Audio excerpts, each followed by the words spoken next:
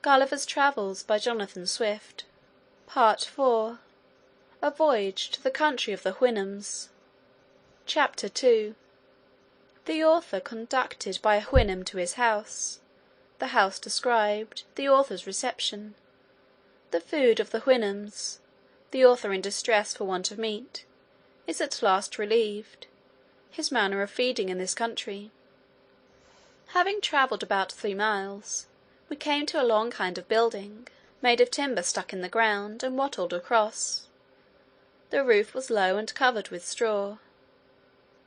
I now began to be a little comforted, and took out some toys, which travellers usually carry for presents to the savage Indians of America and other parts, in hopes the people of the house would be thereby encouraged to receive me kindly.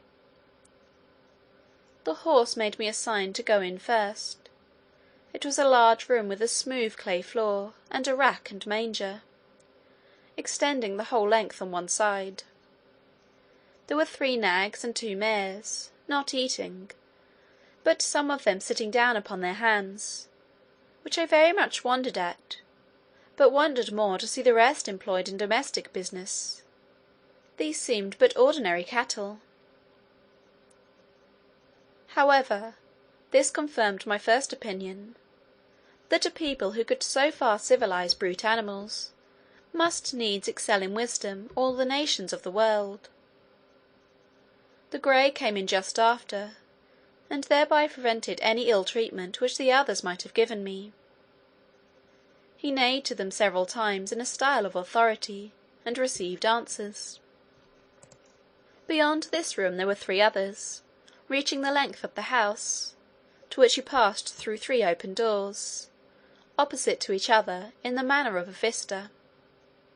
We went through the second room towards the third. Here the grey walked in first, beckoning me to attend. I waited in the second room, and got ready my presents for the master and mistress of the house. There were 2 knives, 3 bracelets of false pearls, a small looking-glass, and a bead necklace. The horse neighed 3 or 4 times, and I waited to hear some answers in a human voice, but I heard no other returns than in the same dialect, only 1 or 2 a little shriller than his. I began to think that this house must belong to some person of great note among them, because there appeared so much ceremony before I could gain admittance. But that a man of quality should be served all by horses was beyond my comprehension. I feared my brain was disturbed by my sufferings and misfortunes. I roused myself, and looked about me in the room where I was left alone. This was furnished like the first, only after a more elegant manner. I rubbed my eyes often, but the same object still occurred. I pinched my arms and sides to awake myself, hoping I might be in a dream. I then absolutely concluded that all these appearances could be nothing else but necromancy and magic. But I had no time to pursue these reflections, for the grey horse came to the door, and made me a sign to follow him into the third room, where I saw a very comely mare, together with a colt and foal, sitting on their haunches upon mats of straw, not unartfully made, and perfectly neat and clean.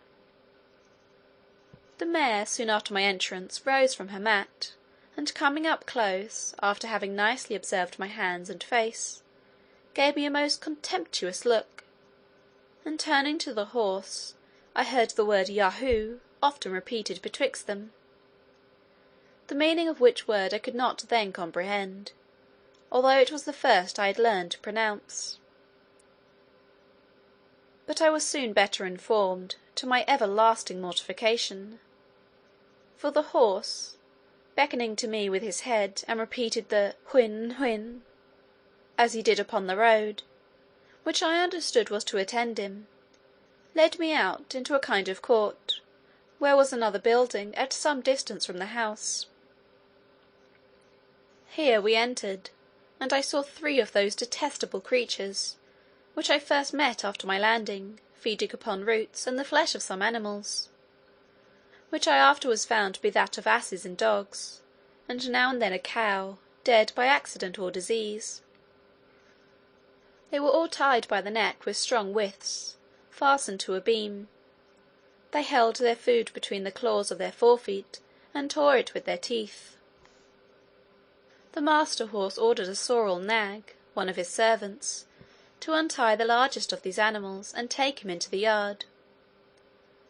The beast and I were brought close together, and by our countenances diligently compared both by master and servant, who thereupon repeated several times the word Yahoo. My horror and astonishment are not to be described, when I observed in these abominable animals a perfect human figure. The face of it indeed was flat and broad, the nose depressed, the lips large, and the mouth wide. But these differences are common to all savage nations, where the lineaments of the countenance are distorted by the natives suffering their infants to lie grovelling on the earth, or by carrying them on their back, nuzzling with their face against the mother's shoulders. The forefeet of the Yahoo differed from my hands in nothing else but the length of the nails, the coarseness and brownness of the palms, and the hairiness on the backs. There was the same resemblance between our feet, with the same differences, which I knew very well, though the horses did not, because of my shoes and stockings. The same in every part of our bodies, except as to hairiness and colour, which I have already described. The great difficulty that seemed to stick with the two horses was to see the rest of my body so very different from that of a Yahoo, for which I was obliged to my clothes, whereof they had no conception. The sorrel nag offered me a root, which he held, after their manner as we shall describe in its proper place, between his hoof and pastern.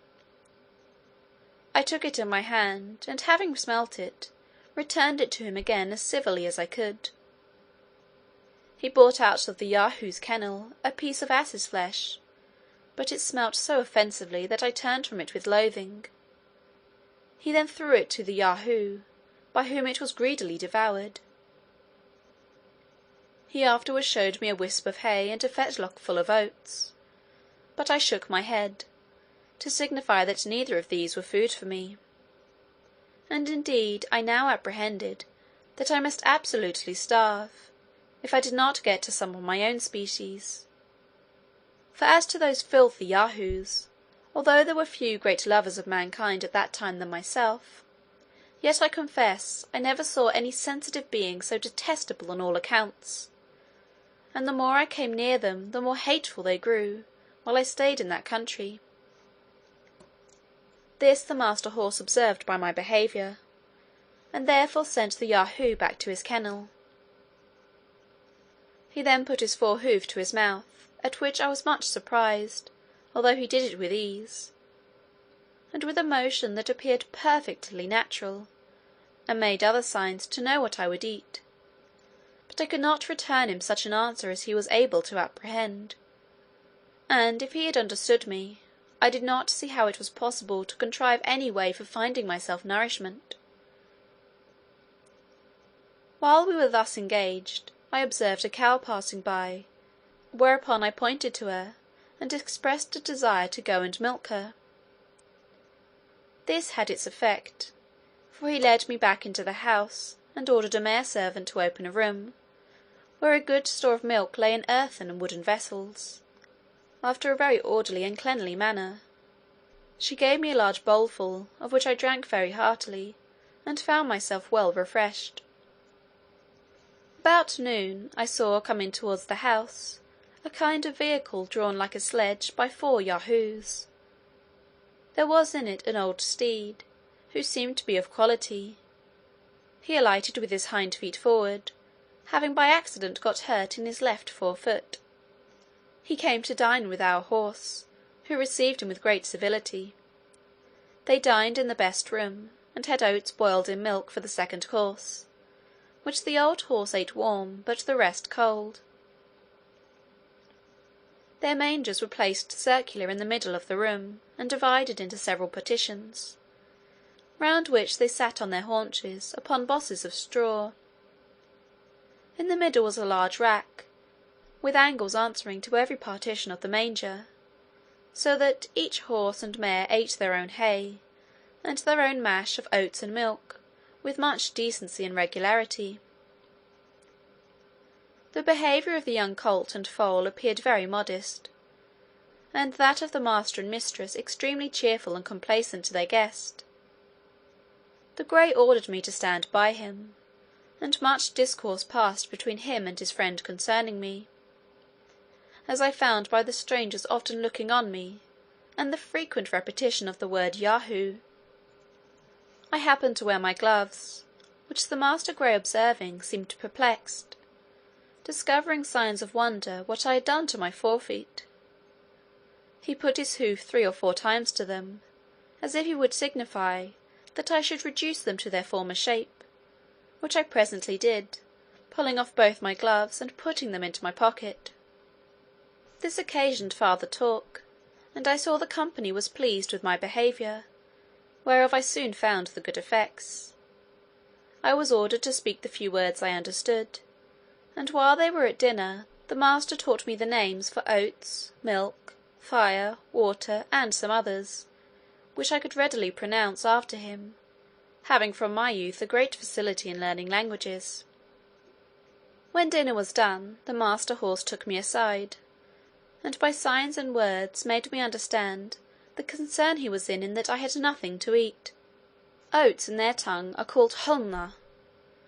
The word I pronounced 2 or 3 times, for although I had refused them at first, yet upon second thoughts I considered that I could contrive to make of them a kind of bread, which might be sufficient with milk to keep me alive, till I could make my escape to some other country, and to creatures of my own species. The horse immediately ordered a white mare servant of his family to bring me a good quantity of oats in a sort of wooden tray. These I heated before the fire, as well as I could, and rubbed them till the husks came off, which I made a sift to winnow from the grain.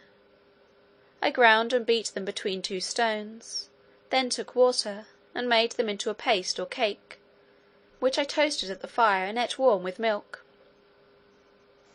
It was at first a very insipid diet, though common enough in many parts of Europe, but grew tolerable by time, and having often been reduced to hard fare in my life, this was not the first experiment I had made how easily nature is satisfied.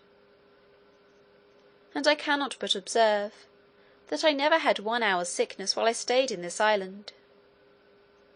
It is true I sometimes made a shift to catch a rabbit or bird, by springs made of Yahoo's hairs, and I often gathered wholesome herbs, which I boiled, and ate as salads with my bread; and now and then, for a rarity, I made a little butter, and drank the whey.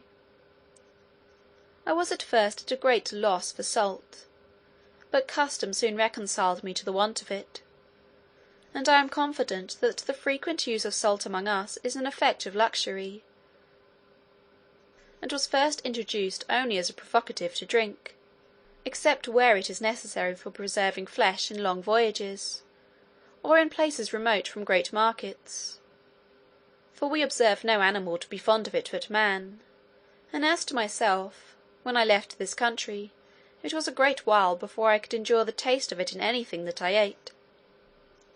This is enough to say upon the subject of my diet, wherewith other travellers fill their books, as if the reader were personally concerned whether we fare well or ill.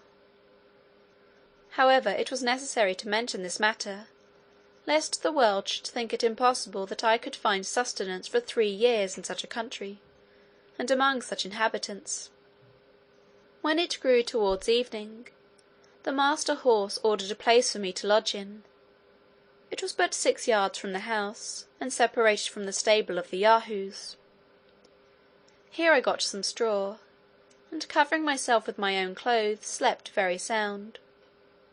But I was in a short time better accommodated, as the reader shall know hereafter, when I come to treat more particularly about my way of living. Part 4, Chapter 2.